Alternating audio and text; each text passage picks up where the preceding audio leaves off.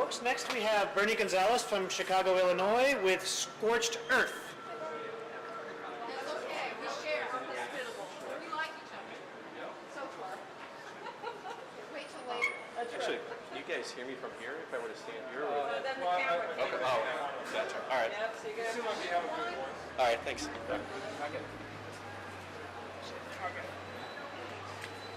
I appreciate it. All right, my name again is Bernie, and I'm pitching here Scorched Earth.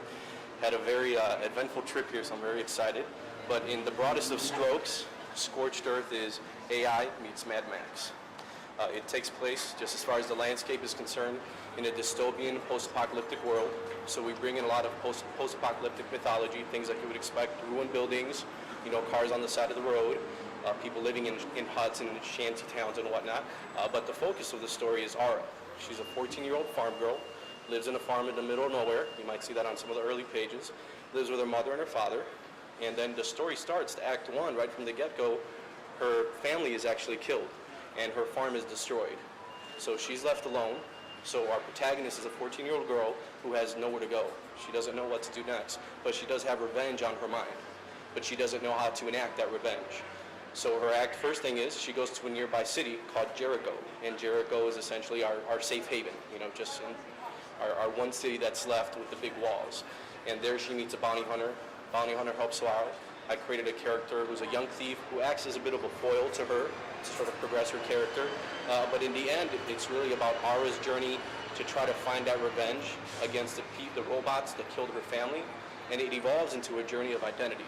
Because what we find out at the very end is that she's kidnapped by one of the robots that killed her family, and he tells her that she's actually a robot herself.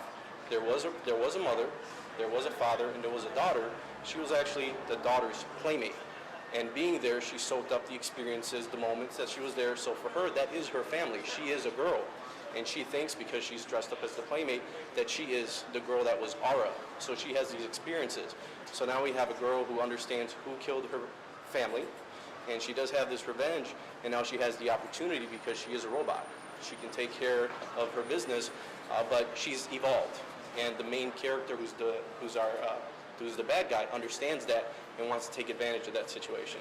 But again, it's very epic, but at the center is this 14-year-old farm girl that I think our audience is going to identify with, because we follow her through her entire journey. We have characters that, again, are foils to her personality so that we can bring her out, and she's at the center of this whole thing. Were you also the artist in this? I know. The artist on the project is Tim Irwin.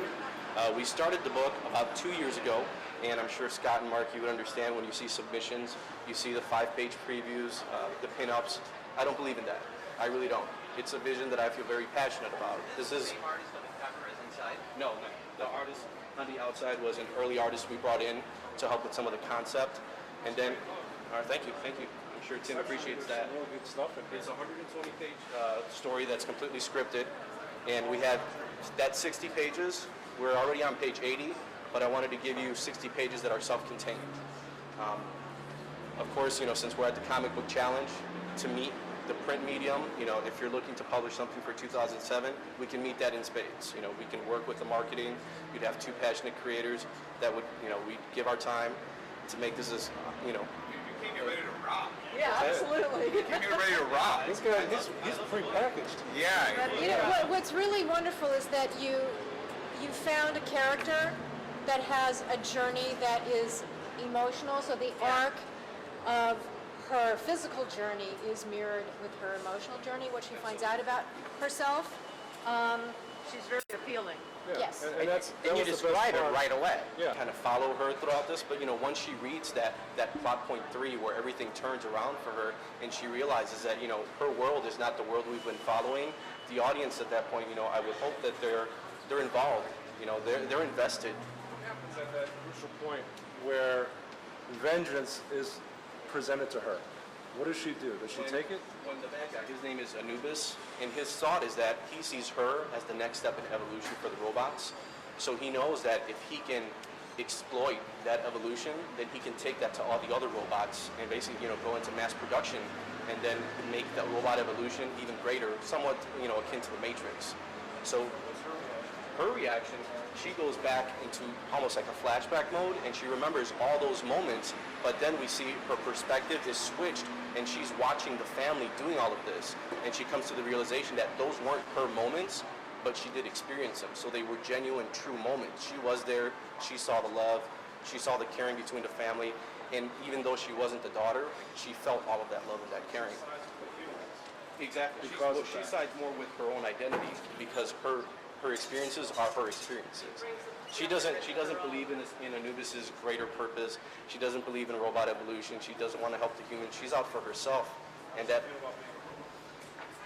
when she finds that out, that's when she goes into the revenge mode and says, "Now that I know I'm a robot, and before I couldn't get revenge, now I can." But not just because she can physically get revenge, but how does she feel in her mind about suddenly going, I'm not human, I'm a machine? How does she feel about that? A lot of that is kind of exploited by the by the bad character, because again, he wants to play around with her personality and say, this is what you should be, but her experiences tell her this is not what she is. She's not a robot, and she understands that. So she knows that she is, exactly, she's part of that family, even though technically she's not in a human form part of the family.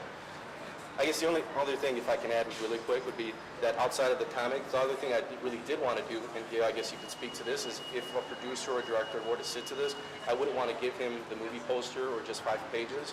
I'd want to give him the vision. You know, I don't want to give him the screenplay for the weekend. You know, I can understand it's a tedious, monotonous task. Take the pages, invest yourself in the vision. If you see it, then you see what we see, and I think it could work. It could be a great collaboration.